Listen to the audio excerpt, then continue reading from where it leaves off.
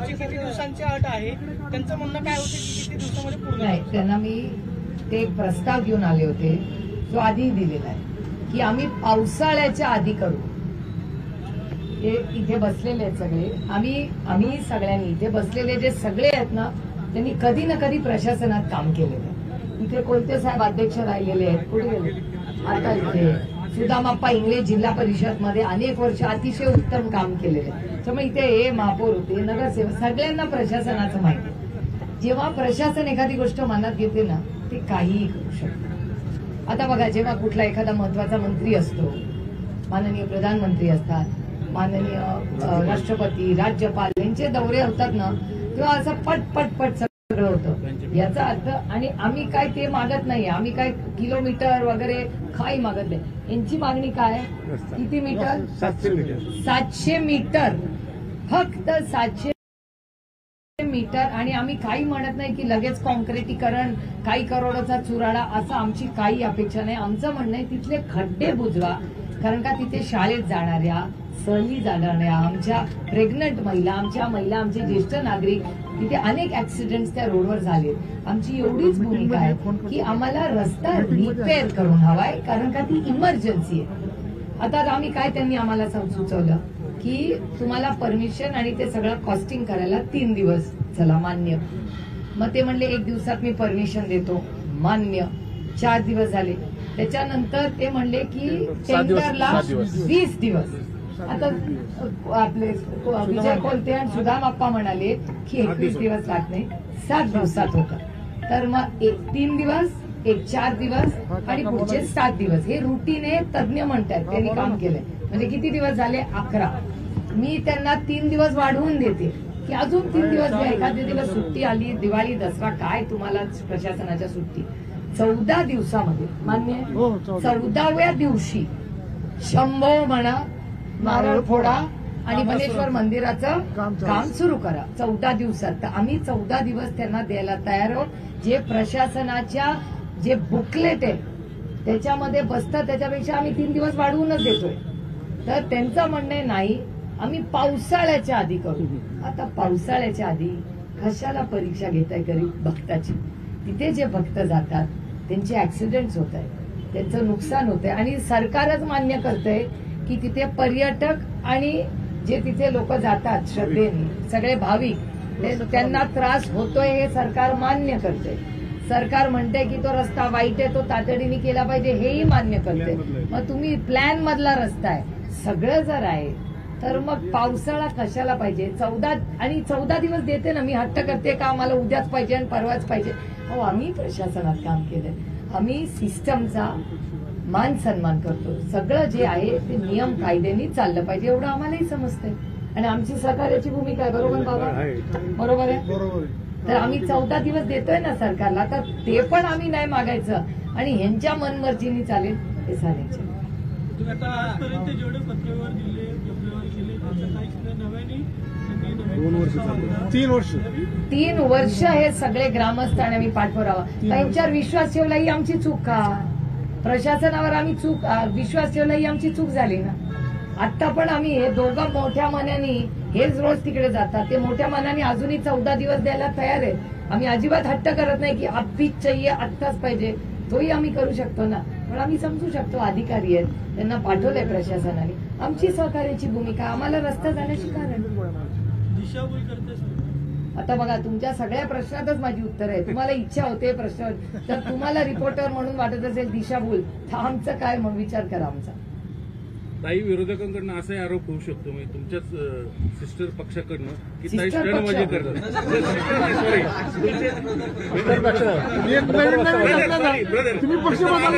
Brother पक्षाकडनं असा आरोप होतो की ताई पुन्हा स्टंटबाजी करतात कलेक्टरच्या दारात बसून. ठीक आहे ना, करू दे ना, मला काय त्याच्यात कमी वाटत नाही. ही लोकशाही आहे, लोकशाहीत प्रत्येकाला काहीही बोलायचा अधिकार आहे. त्यांनी बोलत राहावं, आम्ही काम करत राहू. म्हणजे हटणार नाही जोपर्यंत लेखी आश्वासन मिळत नाही. काही गरजच नाही ना, हटवायचा प्रश्न येतो कुठे? आम्ही कुठे हट्टीपणा करतोय? आम्ही 14 दिवस द्यायला तयार होत. अजून आम्ही 3 दिवस वाढवून दिलो की बाबा तू अगदी कट टू कट नको. 7 दिवस प्रोसेस, 1 दिवस परमिशन, 3 दिवस. आणि ते स्वतःच म्हणले की कलेक्टर 50 लाख रुपये द्यायला अप्रुव्हल आता देत आहेत, तर ते जर तयार आहेत तरी आम्ही 14 दिवस 15व्या दिवशी सकाळी शंभो म्हणून नारळ फोडायचा. सिंपल. आता दादांनी ठरवलं तर एका 5 मिनिटात ते सगळं होईल एका फोनवरती. मग दादांना तुम्ही आवाहन करणार का कुलं? मी महाराष्ट्र सरकारला विनम्रपणे सकाळपासून नाही गेले अनेक महिने अतिशय विनम्रपणे आवाहन करते. मी विनम्रपणे महाराष्ट्राच्या मायबाप सरकारला हात जोडून विनंती करते की आमच्या या मंदिराला न्याय द्या.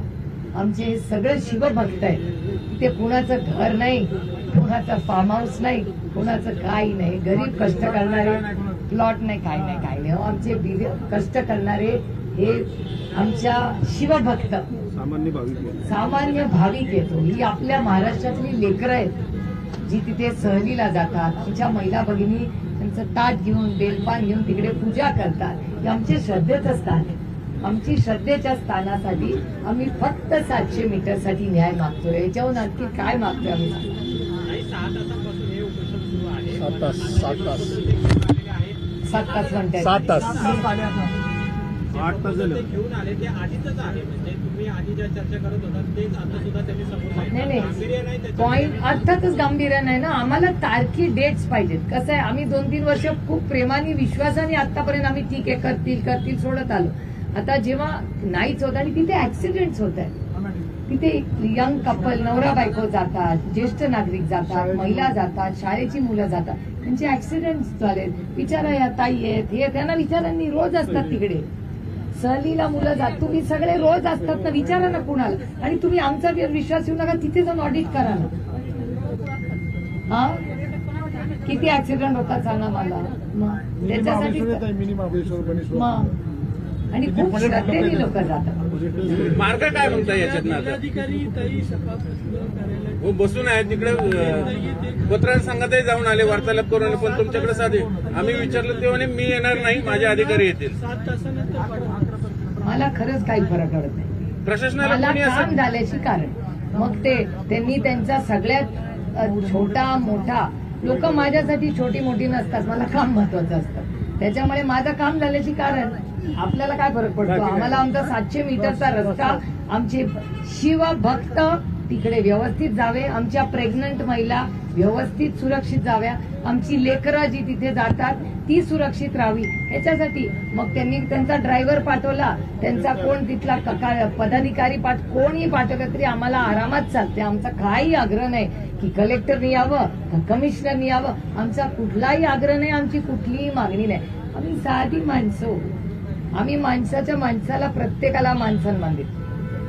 आम्हाला काय रस्ता झाल्याची कारण जिल्हा परिषद आणि पीएमआरडीए एकमेकांवर हे सगळं ढकलताना दिसते. जो 700 मीटरचा रस्ता आहे तो हद्दीमध्ये अडकलेला आहे असं दिसते आणि कलेक्टर पण याच्यातून हात काढून घेताना पाहिलं. म्हणजे नंतर दिसल्याशी आम्ही बोलतो आणि ते पण जबाबदारी झटकत आहेत. तर नेमका हा रस्ता करणार कोण? कारण की आता पण पीएमआरडीए हे बघा, प्रशासन जेव्हा निर्णय घेतं ना तेव्हा त्याच्यात डौलागली नसते. एकच प्रशासन आहे ना, एकच प्रशासन असल्यावर प्रश्न कुठे येते? That is not my problem, that is their problem.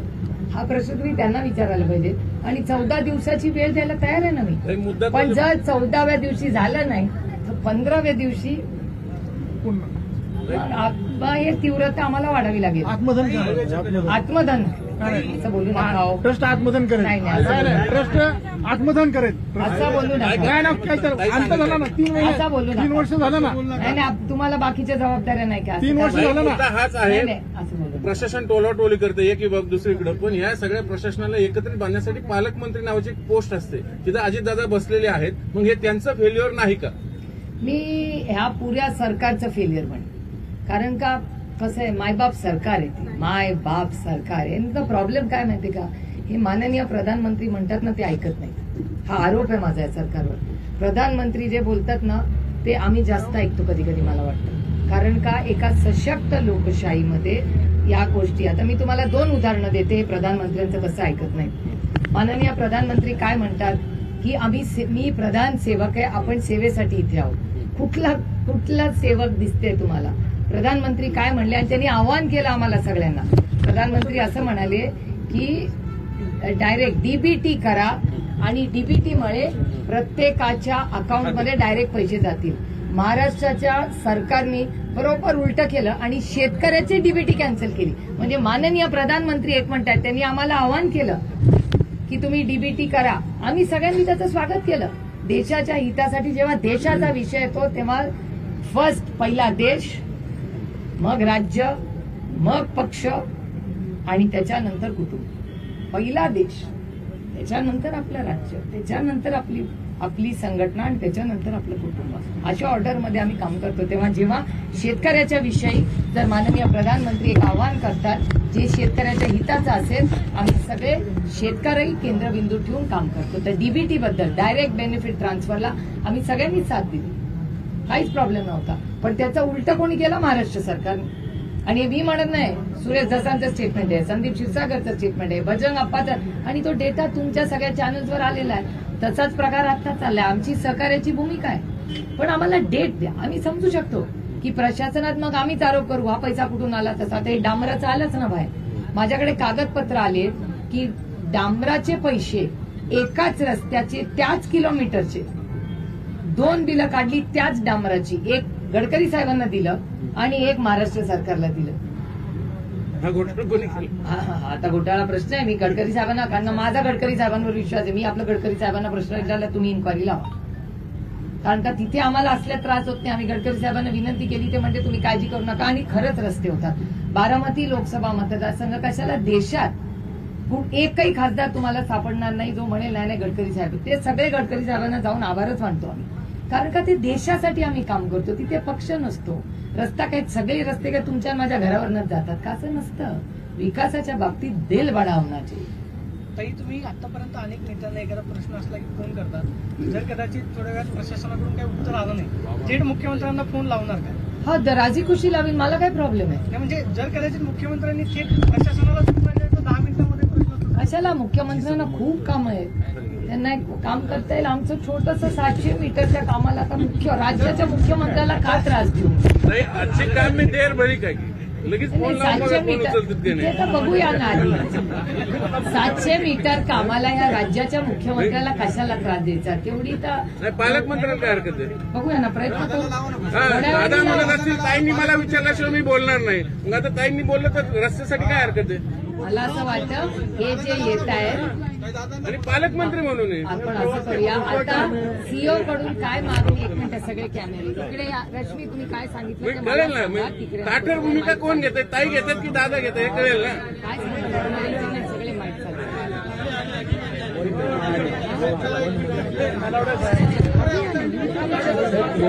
बघू तर या काय जी सब खासदारांना 3-3 वर्ष पाठपुरावा 25 लाख लोकांचं प्रतिनिधित्व करतात. त्यांच्या वेळेस जर अशी वेळ असेल तर सामान्य माणसाचं काय? मुख्यमंत्र्यांना फोन लावा, अजितदादा फोन लावा, हे नका विचारू तुम्ही. 25 लाख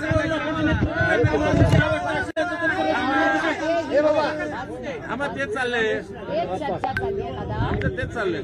दादा, हो दादा, दादा इकडे या. माझ्या शेजारी. एक मिनिट.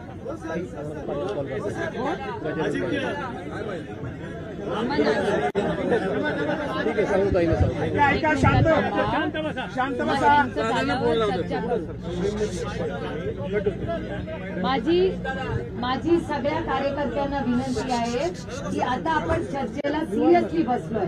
माझी विनंती आहे दादा तुम्हाला, बोलू नका. सगळ्यांना विनंती आहे. आता परत सिरियस चर्चा सुरू होते.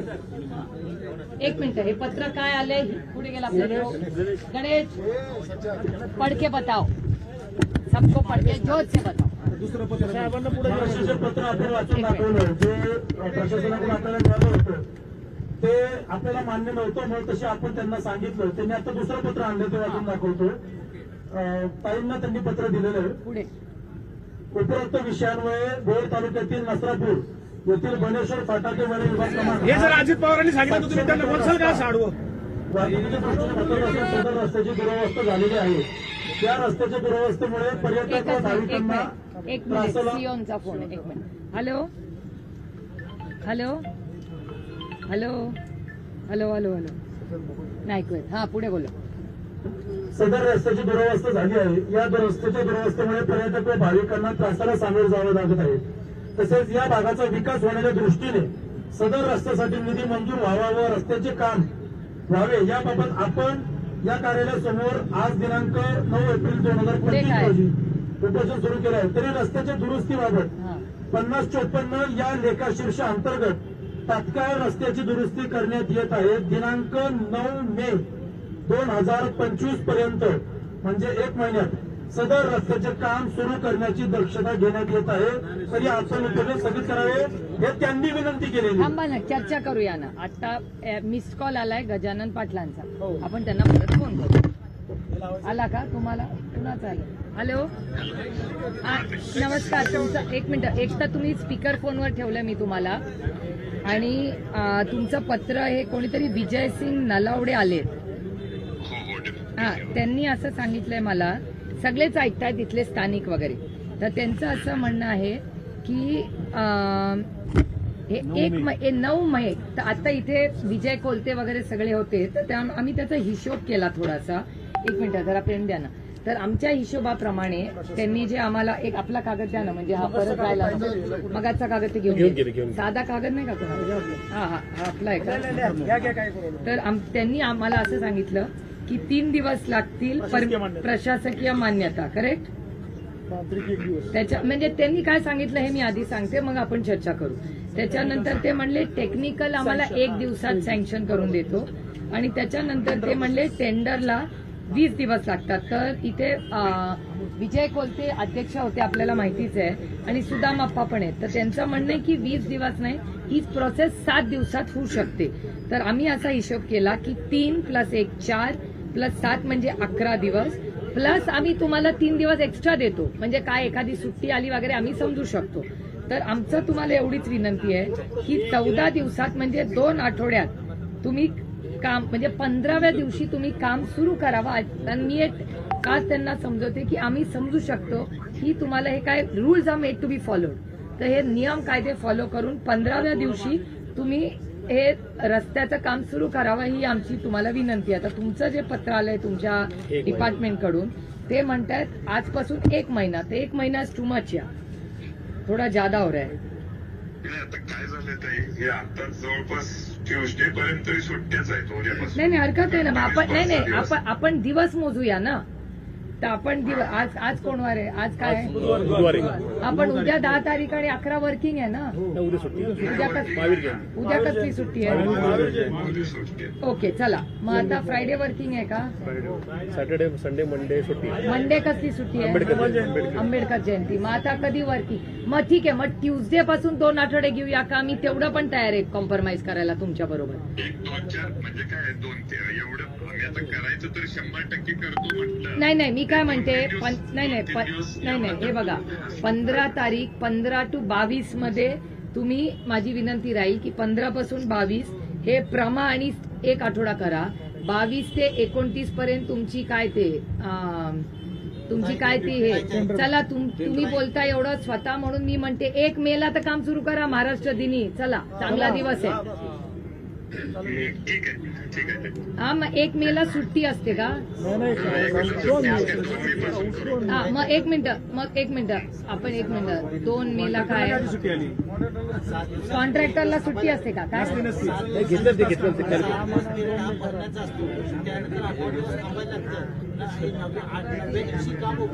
हा, मग काम कधी ओपन होणार? 9व्या दिवशी. हा, मग 2 तारखेला तर काम सुरू करता येईल की? 9 मे म्हटलं. हा म्हणतात 2 तारखेला. सीओ हो म्हणतात, तुम्हाला काय म्हणतात? साहेब 7 दिवसानंतरचा 7 दिवसात टेंडर नाही होत, 7 दिवसाची पब्लिश. अरे ठीक आहे, मग मी परत हिशोब करू. चला, धावपळच्या महिन्यात. बापरे यार, मला एक सांगा, जेव्हा सरकारला करायचं असतं तेव्हा कसं सरकार करतं? मग आमच्याकडे बारामतीला सगळे मोठे मंत्री येतात तेव्हा झपाझपा रस्ते कसे होतात?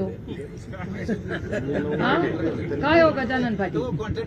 ते बघा बोलत नाहीत, मी स्पीकरवर ठेवलंय. थांबा जरा शू एरवी सगळे. मग तुम्ही करून द्या ना मला रस्ता, काय प्रॉब्लेम आहे? तरी ऐके जाते की लोक कार्योत्तर मंजुरी घ्या ना. नको 1 महिना नाही. कार्योत्तर मंजुरीची काय भानगडी विचारत? नको मला एक काहीतरी तारीख द्या. असं नको. मी फक्त तुम्हाला रिपेअर मागते. मी कुठे काय क्रांती मागते की मला गोड रस्ता करून पाहिजे.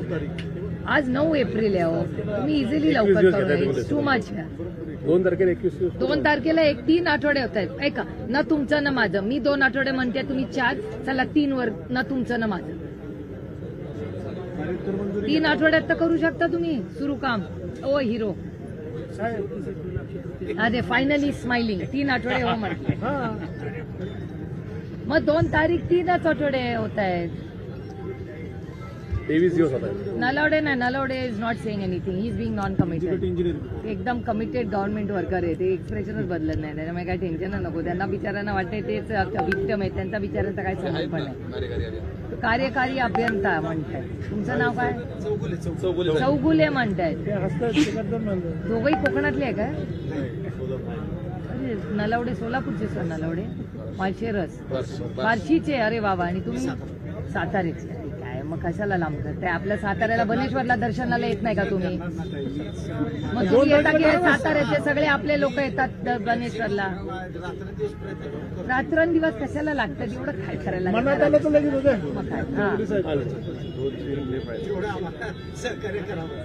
नको नको. 2 ला करा. 2 ला करा. 2 ला नारळ तर फोडू सगळे जाऊन. सगळे जाऊन किती? नाही 2 तारखेला काम सुरू करू. चला जाऊन नारळ फोडू 2 तारखेला. 1 मिनिट थांबा. हॅलो, आता तुम्हाला स्पीकरवर ठेवलंय मी. 1 मिनिट थांबा. हा मला काय स्पीकरवर घेऊन हा. नाही पण मग ह्या दोघांना करू दे ना कमिटमेंट. दोघांना 1 मिनिट थांबा. त्यांना फोन माझ्याच फोनवर बोला. 1 मिनिट थांबा. हे घ्या. म्हणजे परत 2 तारखेला नारळ फोडायला जायचं. 2 तारीख फ्री ठेवा. बनेश्वरला दर्शन करायचं. शंभो म्हणायचं, नारळ फोडायचं आणि कामाला सुरुवात. आम्हा ते काहीतरी कथा सांगतायत. साताऱ्याचे लोक येतात की आपल्याकडे दर्शनाला. असं काय? सातारा जाऊ शकत नाही. बनेश्वराचं दर्शन करूनच पुढे जाता हो. हो मग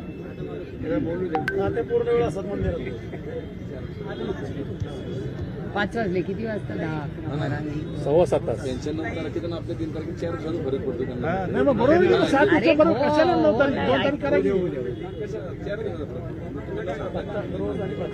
आम्हाला रायटिंग मध्ये त्याच्यावर. 1 मिनिट. काय ठरलं? 1 मिनिट थांबा. काजस बिजस नाही. दिस इज मॅरेज. 5 नाही चलेगा. 2 साहेब आमचं आपण 2 तारखेला नारळ. 7 तास बसले उपोषण. आम्ही किती कॉम्प्रोमाइज केलं आणि आम्ही सरकारमध्ये राहिलोय ना. सोलिंगचं काम चालू. अहो नॅशनल हायवेचे काम आमची गडकरी साहेब करोडो रुपये देतात. जस्ट एका शब्दावर. गडकरी साहेबांच्या एका शब्दात की त्यांच्या ऑफिसमध्ये गेलं की ते म्हणतात चला चला कामं सुरू करा. कुछ तो सीखो यार. उसी डबल इंजिन का सरकार आहे ना. गडकरी साहेबांकडून काहीतरी शिका.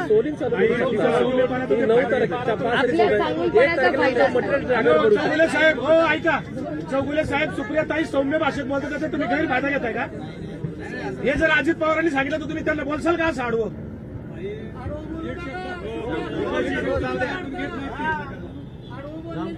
अहो अधिकारी रात्री 10 वाजेपर्यंत बिलं काढायला. 10 वाजेपर्यंत अधिकारी ऑफिसमध्ये बसतात. डेप्युटी इंजिनियर लोकसभा निवडणुकीत रात्री 2 वाजेपर्यंत पीडीसी बँका चालू होत्या. रात्री 10 वाजेपर्यंत सगळ्यांनी शांत राहावं. साहेब आम्हाला रस्ता महत्वाचा आहे. सगळ्यांनी शांत राहावं. गोड बोलतात ते साहेब. चौगुले साहेब 2 तारीख लिहून द्या. 2 तारीख सांगोलपणाचा फायदा घेऊ नका. चौगुले साहेब नलावडे साहेब काय करा. अरे तुम्ही आता ह्यांच्यावर टाकल्यावर तुम्ही ह्यांच्यावर टाकल्यावर जराच काय एवढं भेटाय ढकलाढकली करताय राव. अरे काय सरकार आहे का? हा ना एवढं भेट चालतं बघा. हाताखाली घ्या त्यांना. हाताखाली घ्या. फाईल देतो ना.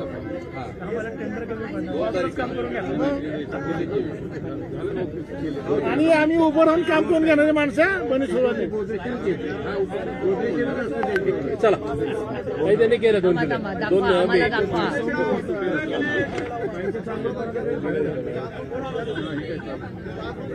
केली सही. 1 मिनिट. ए हिरो परत वाचून दाखव.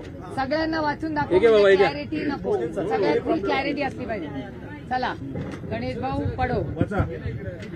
आता पुन्हा आपल्या सगळ्यांच्या समोर अधिकारी असतील सीओ असतील सगळ्यांसमोर जी चर्चा झाली त्यातून आता सर्वानुमते म्हणजे उपोषणकर्ते आणि पदाधिकारी शेवटचं 2 मे 2025 रोजी हे काम सुरू करण्यात येईल असं सर्वांनी एकमताने मान्य केलं. तसंच लेखी या ठिकाणी दाखवा अधिकाऱ्यांनी दाखवा पत्र दाखवा करेक्टेड कॉपी दाखवा.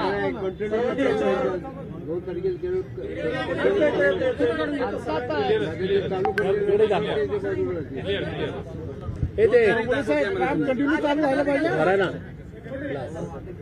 नलवडे साहेब काम कंटिन्यू चालू व्हायला पाहिजे असं लेखी आश्वासन दिलेलं आहे. मी काय सांगितलं की नमो पार्वती पते गणेश्वर भगवान की प्रियताई तुम आगे बढ़ो, प्रियताई तुम आगे बढ़ो.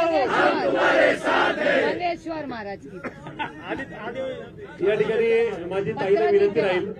या ठिकाणी आपले बनेश्वर देवस्थानचे जे एक कॉपी झिरो ट्रस्टी आलेले एक त्यांच्या शुभ हस्ते देवस्थानाला पाठवून ताईंनी माझी सही. लिंबू सरबत पिऊन या ठिकाणी उपोषण सोडा अशी माझी ताईंना विनंती राहील. आंबा उपोषणाची काय घाई आहे हे महत्वाचं आहे. बरं तुमच्या सगळ्यांच्या वतीने मी सही केली तर मला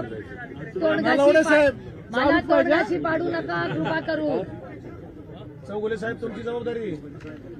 हे साताऱ्यावर नाव भनेश्वर महाराजची आपल्याला आशीर्वाद घेऊन पुढे जातो साताऱ्याला.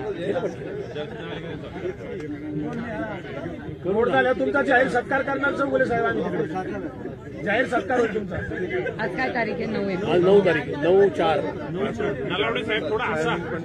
टेन्शन घेऊ नका साहेब. आम्ही आहोत तिथे बरं का. काही तिथं अडचण आली की आम्ही आहोत. बाजू घेऊ नका लगेच गाववाले म्हणलं. हे बघा हॅलो सगळ्यांना माहिती असलं पाहिजे की मी जे विश्वस्त आहेत त्यांची परवानगी घेऊन ग्रामस्थ मी सही केलेली आहे. ओसी त्यांना माझी सही केलेली आहे. त्याच्यानंतर 9 एप्रिल 2025 5:05 पुण्याला. करेक्ट. त्याची एक कॉपी आपल्याकडे ठेवा. बरोबर ना? मीडिया दाखव. हे 2 एक्सपर्ट होते म्हणून नाही ते आम्हाला काय पण सांगत होते. बघा हे 2 एक्सपर्ट गेल्यामुळे काम झालं. ओ सुदाम अप्पा आणि विजय कोलत्यांचा विजय असो या दोघांमुळे झाला त्यांच्यामुळे 15 दिवस कमी झाले. हा हे कोणाच आहे? रमेश घे चल. त्यांची वस्ती आहे अधिकारी. लेखी आश्वासन दिलेलं आहे. तुम्ही तुमचं उपोषण जे आहे ते स्थगित करताय का? दिलेलं मी उशिरा का होईना आम्ही गेले अनेक दिवस हीच विनम्रपणे मागणी करत होते. आमचा कुठलाही हट्ट नव्हता. आमची एवढीच या महाराष्ट्राच्या मायबाप सरकारला विनंती होती की बाबांनो आमचे शिवभक्त हे बनेश्वर मंदिराला येतात, तिथे भक्त येतात, तिथे अनेक तिथे गार्डन चांगले आहेत, पर्यटक येतात आणि ही छत्रपतींच्या पदस्पर्शाने पावन झालेली ही भूमी आहे. त्यामुळे या भूमीचा मान सन्मान करा. तिथे येणारे ज्येष्ठ नागरिक महिला त्यांची सुविधा व्हावी हाच याच्या मागचा हेतू. आता फक्त 700 मीटरचा रस्ता पण तुम्ही सगळ्यांनी आलेल्यांनी जे सहकार्य केलं. मीडियाला जर या उन्हामुळे गैरसोय झाली असेल, कॅमेरामॅनला झाली असेल तर मी मनापासून दिलगिरी व्यक्त करते. पण तुमच्या पोलीस यंत्रणेत ते पण बिचारे उन्हात फिरत होते, लांबून लांबून दिसत होते मला. पण ते सगळे आज इथे आलात सगळ्या पदाधिकाऱ्यांनी आणि बाबांच्या हस्ते कृपा त्यांनी नारळ या ठिकाणी लिंबू सरबत घेऊन या ठिकाणी त्यांना पण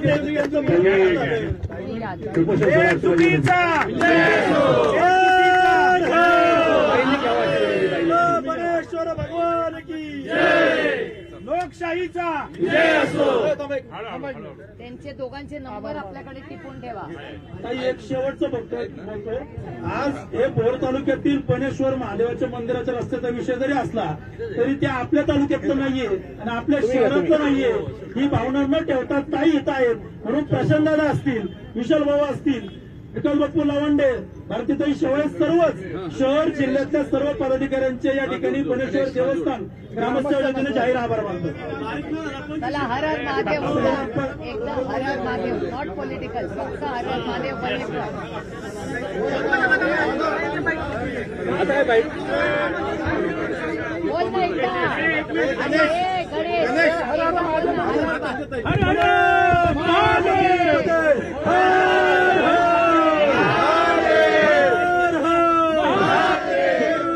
गणेश्वर भगवान की जय. आज शिंगणापूरची कावड येतोय. त्या दिवशी महादेवांनी कावड येतोय आज.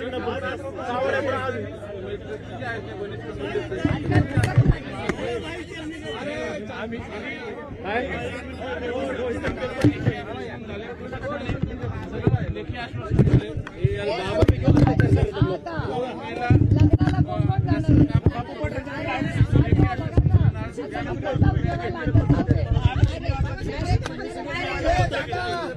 काय सांगाल उपोषण सुटलंय तुमचं पहिली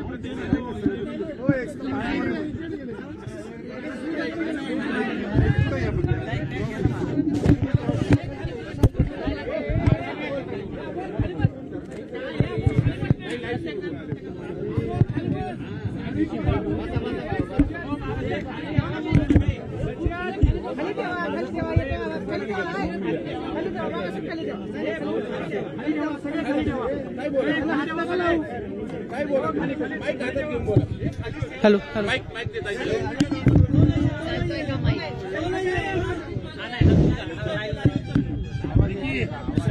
बोला बोला येते आवाज.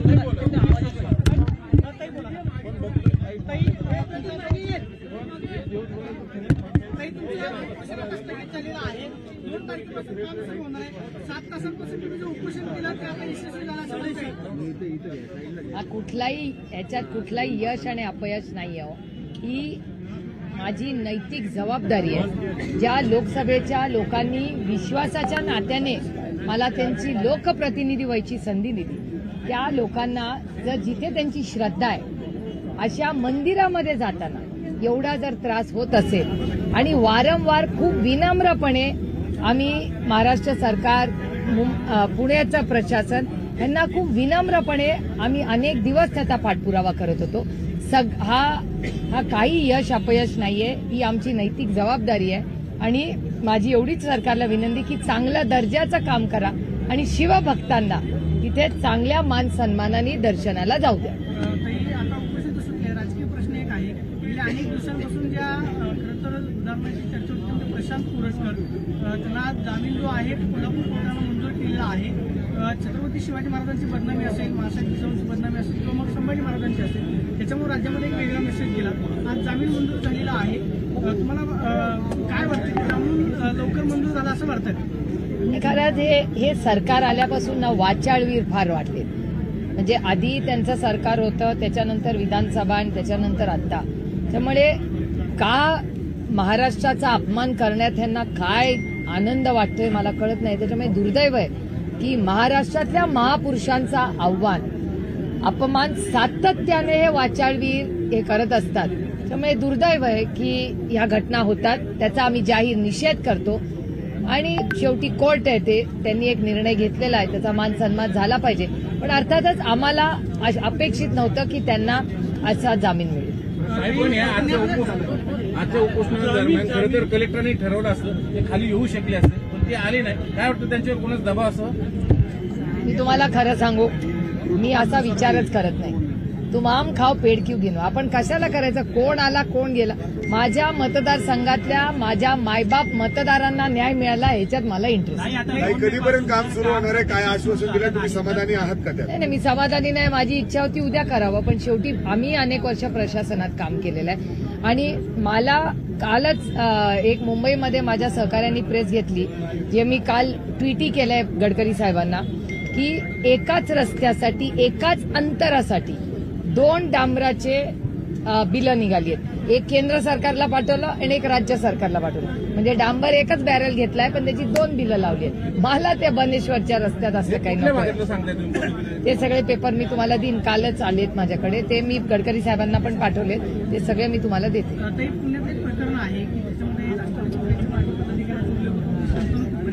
वेगवेगळ्या ठिकाणी नेऊन मुलींवर लैंगिक अत्याचार गुन्हा दाखल झाल्याच्या अटक आहे. अजितदादा गटाचं परदेशी मुलीवरती अत्याचार भूतानची झालेला आहे. मुलगी काय आहे, इथं या आणून लैंगिक प्रकरणामध्ये अत्याचार. ती कारवाई मुलगी इथं कामानिमित्ताने आली होती, तिला राहण्यासाठी सहारा दिला आणि त्याच्यानंतर तिच्यावर लैंगिक अत्याचार त्यांनीच नाही तर त्याच्या 6 मित्रांनी सुद्धा केली आहे. वकील पण येते. हो, समर्थ पोलीस स्टेशनला गुन्हा दाखल आहे, त्यांना त्याच्याबद्दल अटक मी केली. तुम्हाला सांगेन, नुसती अटक करून प्रश्न सुटत नाही. त्याच्यावर स्ट्रॉंग ऍक्शन घेतली पाहिजे. आणि मला आश्चर्य वाटतंय की सत्ता आणि वर्दी ह्याची भीतीच या राज्यात राहिलेली नाही. म्हणजे या वारंवार केसेस आणि जे सत्तेमध्ये आहेत त्यांना असं वाटतं की त्यांना पाहिजे तशी मनमानी ते करू शकतात. हे सातत्याने आपल्याला दिसतं. हे दुर्दैवी आहे. याचा मी जाहीर निषेध करते आणि ह्यांना खूप टोकाची शिक्षा ही झालीच पाहिजे आणि टाइम बाउंड मॅनरमध्ये झाली पाहिजे. काही मात्र पुण्यामध्ये स्वारगेटसारखं प्रकरण घडतं. दुसऱ्याबद्दल अशा पद्धतीने सामूहिक अत्याचार होतो. काही दिवसांपूर्वी बोगदेव घाटामध्ये प्रकरण घडलं. तिथे सुद्धा साहेब तुम्ही गेलेला होता. वारंवार घटना पुण्यामध्ये घडत आहेत. मात्र जी पोलिसांकडून एसओपी राबवल्या जायला हवी किंवा एक स्ट्रॉंग यंत्रणा पुणे शहरामध्ये असणं गरजेचं आहे. कुठेही सुधारणा होताना दिसत नाही. वारंवार अत्याचाराच्या घटना होतात. त्याच्यावरती बोललं जातं मात्र प्रत्यक्षात कार्यवाही काय होत नाही. 2-3 महत्वाच्या गोष्टी आहेत ज्याच्याबद्दल मी कालही मीडियात बोलले, परवाही बोलले. काल आपली भेट झाली का नाही मला माहिती नाही, माझ्या प्रेसला आपण होता का नाही. पण एक महत्वाची गोष्ट आहे की गेल्या 2 महिन्यामध्ये किंवा 100 दिवसाचा हिशोब धरूया आपण मोठा की वारंवार ज्या घटना, एक तर क्राईम वाढलाय, हा तुमचे चॅनलही म्हणतायत, सरकारचा डेटाही दाखवतोय. एक सगळे आरोप हे पोलिसांवरच ठपका पडतोय. मला महाराष्ट्राच्या पोलिसांचा सार्थ अभिमान आहे आणि मला महाराष्ट्राच्या पोलिसांवर पूर्ण विश्वास आहे. अशी परिस्थिती असताना शेतकऱ्यांचे कष्ट करणारी मुलं मेरिटवर ही पोलीस होतात, मुली आणि मुलं, हे आपण सगळ्यांनी पाहिलेलं आणि ते मोठं धोरण हे कैलासवासी आर पाटलांनी या राज्यात राबवलं पारदर्शकपणे. आता अशा परिस्थितीत पोलीस चांगले आहेत, सगळं सिस्टम इतक्या वर्ष उत्तम चालते. अशा वेळी 3 महत्वाच्या घटना मी तुम्हाला दाखवते. एक तर बीडची घटना, परभणीची घटना, त्याच्यानंतर स्वारगेटची घटना.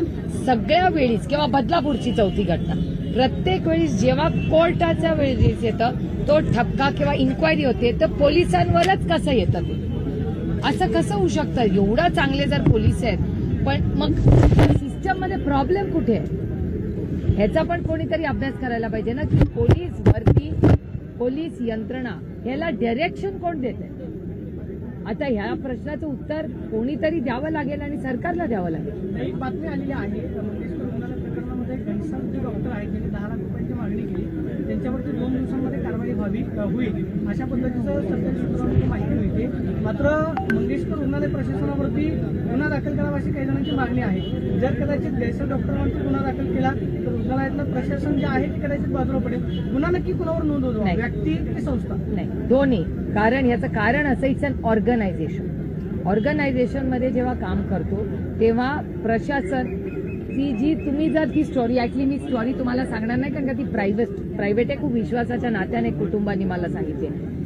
जेव्हा त्या महिला तिथे गेल्या तेव्हा जवळपास 8-10 लोकांची त्यांचं इंटरॅक्शन झालं. जे 8-10 लोकच जबाबदार आहेत त्यांचं जे झालं त्याच्यासाठी. त्यांची मी मुद्दामून म्हणते, हे माझं ठाम मत आहे. मी पुन्हा का ते साधते की माझा आरोपच आहे की ती हत्या आहे. एक महिला 5.5 तास ब्लिडिंग होत आहे तिला, तेव्हा तुम्ही तिची पहिली केस घेता आणि नंतर तिला सांगता ब्लिडिंग होत असताना, कळा देत असताना की दुसऱ्या हॉस्पिटलमध्ये जा. ती हत्या नाही तर काय. अशा परिस्थितीमध्ये जर 5.5 तास ती कुणाकुणाची इंटरॅक्शन आलं, कोण तिला मदत केली नाही, ऑफकोर्स मॅनेजमेंट आणि डॉक्टर दोघंही जबाबदार आहेत. नाही, आता भिसे कुटुंबी आली, महिला आयोगाला पत्र लिहिलेलं आहे. डॉक्टरांकडून जी माहिती, त्या महिलेची जी खाजगी माहिती होती आजाराबद्दलची, ती त्यांनी प्रसारित केली. त्याबद्दल आता त्यांनी न्याय मागण्यासाठी महिला आयोगाकडे पत्र लिहिले आहे. महिला आयोगाने पुणे पोलिसांना यावरचं पत्र दिले. तुम्हाला काय वाटतं यामध्ये काय होणं अपेक्षित आहे? कारवाई कोणावर व्हावी? माझं म्हणणं आहे कारवाई त्या सगळ्या ज्यांची जे गुन्हेगार आहेत त्यांच्यावर कारवाई झाली पाहिजे. सिंपल. अरे स्वीकारत नाही म्हणून काय झालं? स्वीकारली नाही म्हणून काय दोषी होत नाही का आपण? असं होत नाही. चला, थँक्यू. आता कुठे जायचं?